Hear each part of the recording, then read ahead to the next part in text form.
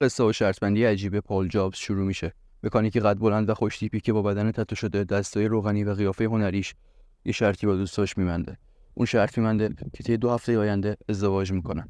کلارا دختر مهربونی خانواده ارمنی که قصد گردش با دوستاش رو داشت، بین گروهایی که ازشون درخواست کردن، پائولو رفیقاشو صرفاً برای اینکه ماشین داشتن انتخاب کرد. و این شد شروع آشنایی پول و کلارا. از اونجایی که پول مرد عمل بود، 10 روز بعد از این قرار تو ماشینی در مارس 1946 ازدواج کردن. پول شرط رو برد و حالا زندگی پول و کلارا شروع شده بود.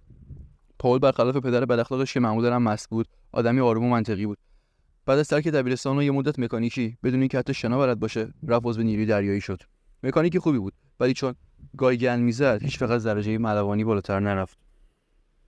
زندگی پول و کلارا خوب و عاشقانه بود. با اینکه خیلی همدیگه رو دوست داشتن، ولی اسم می‌کردن یه چیزی تو زندگیشون کمه. چی؟ بچه. اما از اون طرف کلارا نمیتونست بچه داشته و تلاش‌های پول بی‌فایده